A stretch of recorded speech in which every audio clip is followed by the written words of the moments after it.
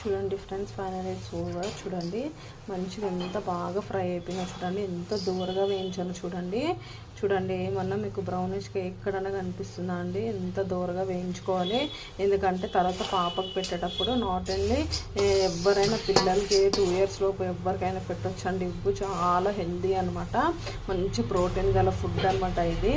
So చూడండి, ఇది పాపకు పెట్టేటప్పుడు ఎటువంటి మాడు వాసన రాకుండా ఉండడానికే మనం ఇంత దూరగా వేయించుకునేది అనమాట.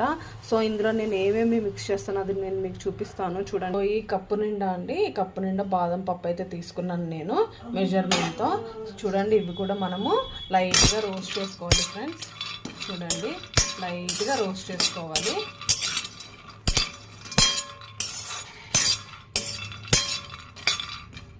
సో చూడండి ఫ్రెండ్స్, ఎంత బాగా రోస్ట్ అవుతున్నాయో చూడండి. చూడండి ఫ్రెండ్స్, ఇంకా రోస్ట్ అవ్వాలి. రోస్ట్ అయితే పిండి పట్టేటప్పుడు చాలా సాఫ్ట్గా అయిపోతుంది. అదే రోస్ట్ కాకపోతే అనుకోండి గడ్డలు గడ్డలు అట్లే ఉండిపోతుంది, పప్పు అట్లే ఉండిపోతుంది. సో గ్రైండ్ అవ్వదు.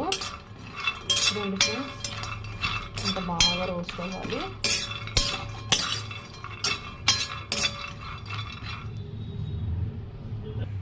చూడండి ఫ్రెండ్స్, లైట్గా రోస్ట్ అయిపోయింది చూడండి.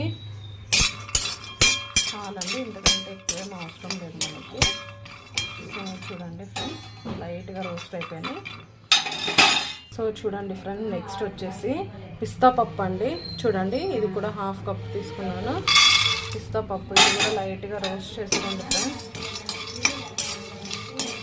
లైట్గా రోస్ట్ చేసుకోండి ఇది కూడా పిస్తా పప్పుని.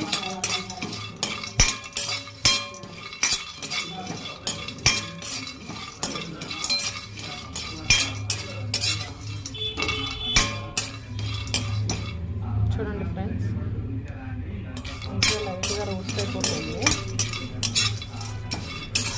మరి ఎక్కువగా రోస్ట్ ఏం చేయాల్సిన అవసరం లేదు, ఆల్రెడీ రోస్టెడే.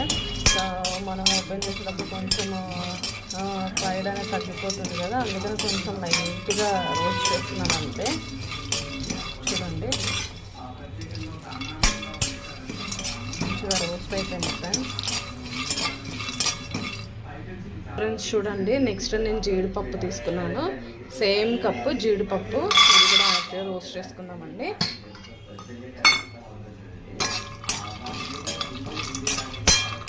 ఇది కూడా లైట్గా రోస్ట్ చేసుకోవాలి, ఎక్కువ మాడనివ్వద్దండి, లైట్గా రోస్ట్ చేసుకుంటే సరిపోతుంది. చూడండి ఫ్రెండ్స్, లైట్గా రోస్ట్ అయిపోయింది. సో పిండి చిన్న పప్పులు కాబట్టి పక్కకు తీసేస్తాము. సో చాలండి, ఇంత రోస్ట్ అయిపోతే చాలు. సో